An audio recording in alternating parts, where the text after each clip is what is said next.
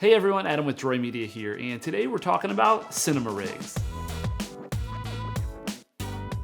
So in today's video, I'm going to walk you through how I built up this cinema rig for my Sony A7S II. Now you don't need a Sony A7S II or even a Sony for that matter to build something very similar to this. One of my main goals when I buy gear is to make sure that I can use it down the road. So if I buy some rods or some hand grips or something, I want to be able to use those things in my next camera because I'm not going to have the Sony A7S II forever. It's a great camera and I'll probably use it for a few more years. But eventually I'm going to move on, and I don't want all of this stuff to go to waste. So let's go ahead and hop right in. At the base of it, like I said, I've got a Sony A7S II, and then I've got a Metabones Sony E-mount to Canon EF mount adapter. I've got a lot of Canon lenses. I just really like them. I don't want to have to migrate all of my lenses to a whole different mount. And then on the front here right now, I've got the Rokinon 35mm Cine DS lens. Bang for your buck, you can't beat these Rokinon Cine DS lenses. They've got geared focus rings and aperture rings. They're declicked so you can do them in really, really small increments. And really, really strong lens too. It's got, they feel really well made. So anyway, this 35mm almost never leaves my camera. It's really great. And then around the Sony A7S II, I've got this tilt-a-cage, and this is one piece of really, really solid metal. It's got a shoe mount up here. It's got some NATO mounts or NATO rail mounts that you can adapt everywhere. It's got an HDMI clamp on that one side to keep your HDMI clamp in. And then that also came with this really cool rod set. Now there's another NATO rail at the bottom so I can move the camera off really quickly if I need to. And then there's a kind of a riser and some 15mm rods. That also came with probably like one of my all-time favorite pieces of gear, which is this wooden handle with the start-stop button. To cut the cords down for this video, I actually don't have the remote going into the camera, but it's just got a little LA&C cable or whatever, so I can start and stop it with the hand grip. Great ergonomic, really well made. And then also down here on front, I've got a small rig to rosette adapter. I actually liked this wooden hand grip so much, I made one of my own, which you can see over here. So these are made for when I pull this camera off of the tripod that I get a really nice handheld grip on it. So even though this is a Tilta brand one, you can find these all over. I know Small Rig, which I really like, they make camera cages, companies like 8sin, MovCam, RemoveCam, Wooden Camera. There's tons of cages and risers out there. Find one that works for you if you're interested in getting one. I love that there's mounts just all over this thing. I mean, I can put stuff all over this camera.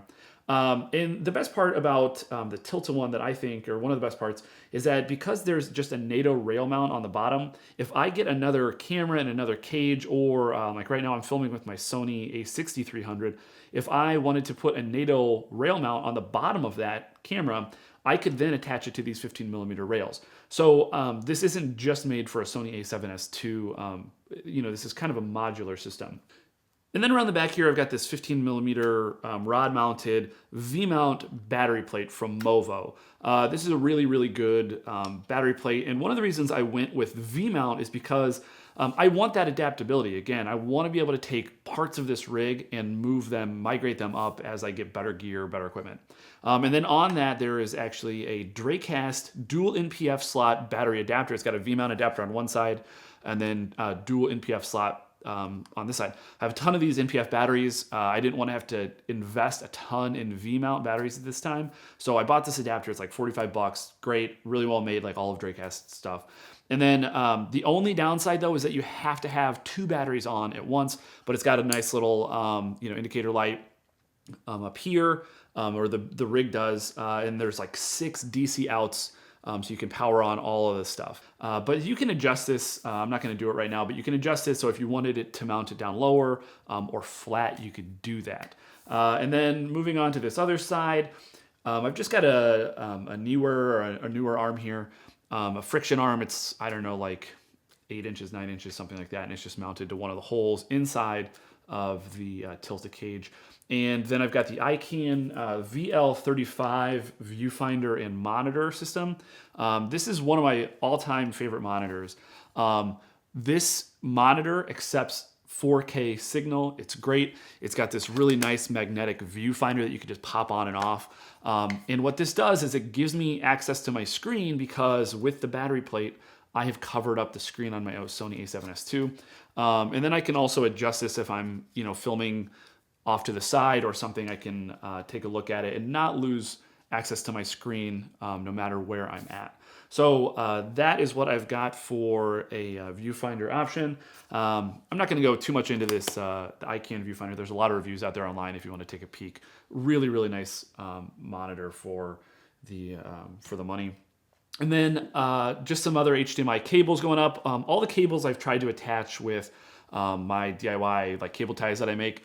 And these are basically just Think Tank red whips if you've heard of those. And moving back around to the front, what I've got up here are a top handle and the Rode Video Micro. Now, the Rode Video Micro is a great little camera mic. It comes with this big fuzzy thing that I've got on right now. But it's compact, it works really well, and it's pretty budget friendly too. So I really like having this running into my camera. I can pull this up off of the tripod and carry it around like this, and I don't have to carry it around by one of the wooden handles.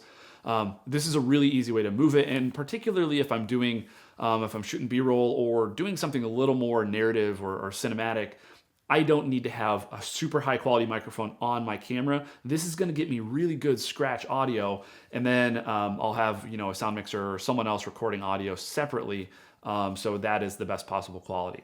Normally though, if I'm doing some interviews or I do need higher quality audio into this microphone or into this camera rather, I've got the Sony adapter that just plugs into the hot shoe mount, and it takes dual XLR cables.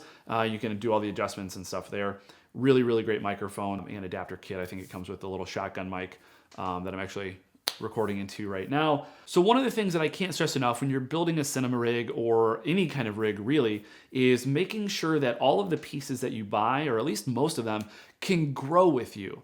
You don't want to buy a shoulder rig specifically for your camera only to like a year later buy a new camera and then have to go buy a whole new shoulder rig. You want to buy pieces that you can move upwards no matter what gear you have. And that's what I've tried to do with this. All of these pieces, with the exception of like the cage, I can move on to my next camera. I could just pull this cage and camera out, put a new camera in, put a lens on, and it's going to remain functional in almost the exact same way. And I really encourage you when you're thinking about building a cinema rig to do just that. Make sure you're getting stuff that can move up with you as you progress in the industry.